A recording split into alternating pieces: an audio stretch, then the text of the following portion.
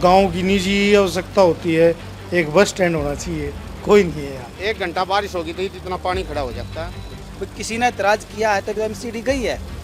अगर वो आती तो जो कचरा हर जगह वहाँ इकट्ठा होता तो कुछ तो काम करती।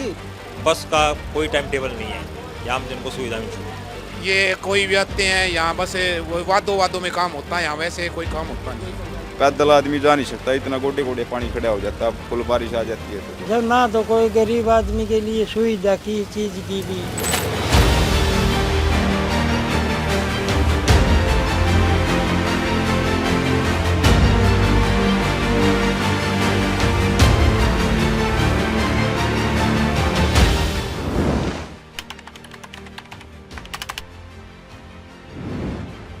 बादड़ी मेन सड़क पर जल भराव की समस्या का समाधान किया जाएगा। मुपणिया गांव की फिरणी में जल भराव का समाधान किया जाएगा। सीवरेज की अच्छी व्यवस्था होगी। बादड़ी से भाद्रगढ़ तक बस सेवा भी बढ़ाई जाएगी। यही नहीं, अभी और सुनिए, लुक्सर और गंगड़वा गांव बरसात के दिनों में तालाब बन जाते हैं, इसे भी ठीक किया जाएगा। क्षेत्र के मंदिरों के वार्षिक अनुष्ठानों के लिए आर्थिक सहयोग किया जाएगा।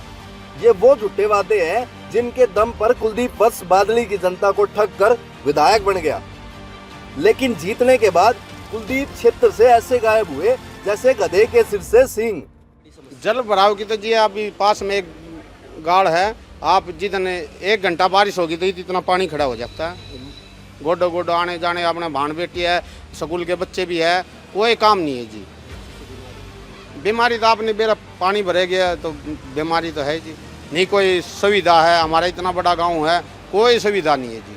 यहाँ की का बस अड्डा 5 साल हुए डिक्लेयर हुए, आज तक कोई काम ना हो उस पर। सबसे मेन समस्या ये है, पब्लिक परेशान रहती है। जो बाहर की बसें आती हैं, जो लंबे रूट की है, जो गुड़गांव जाती है भाई, वो कभी भी यहाँ लोकल यहाँ रुकती नहीं, वो बाईपास अंडर निकल जाती है। मेरे को यही, एक बादड़ी के अंदर सब्जी मंडी होनी चाहिए, एक हॉस्पिटल होना चाहिए, एक जो गांव की निजी आवश्यकता होती है, एक बस स्टैंड होना चाहिए। ये वादे कर रही है यार, इतने बड़े गांव में तो सब कुछ हो जाना चाहिए था अब तक, पर कुछ नहीं है। ये तो इनकी वादा खिलाफी की बात। अब आइए इनके कुछ कारनामों की भी बात कर लें। विधायक जी ने जब निर्दलीय चुनाव लड़ा था तब उन्होंने खुद को 12वीं पास बताया था, और जब कांग्रेस की टिकट पर चुनाव लड़ा तब खुद को 10वीं पास बताया।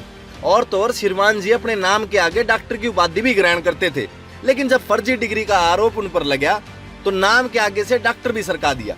कांग्रेस विधायक कुलदीप वत्स पर लगे गंभीर आरोप, गलत शैक्षणिक योग्यता बताने के आरोप, नामांकन पत्र में गलत जानकारी देने का गंभीर आरोप। हाईकोर्ट में दाखिल की गई है याचिका। बादली से कांग्रेस विधायक हैं कुलदीप वत्स। तो क्या के डॉक्टर थे? पशुओं के, जीव जंतुओं के, आदमियों के, आरएमपी, एमबीबीएस, बीएमएस, एमडी, कौन से डॉक्टर है?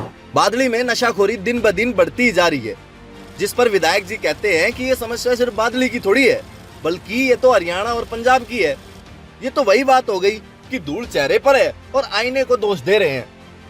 ये इलेक्शन में क्या जा रहे हैं जी, उसके बाद में बढ़ने के बाद में कोई कार्रवाई बनती नहीं। मतलब क्या कहा था उन्होंने इलेक्शन में? उन्होंने ये कहा था भाई आज गरीब आदमी के प्लाट भी देंगे, और भाई कोई बच्चा हालात कामयाबी होकर उसको रुपजार भी देंगे, सारी चीज की कहा था। पर होने के बाद में कौन करा? कोई नहीं कर सकता। बारे की बात हो रही भाई, बनाए ना है, पास तो हो रही है, यहाँ पर जगह पर कोई कार्रवाई ना हो रही है, आज्ञा प्रशासन की ओर दे भाई।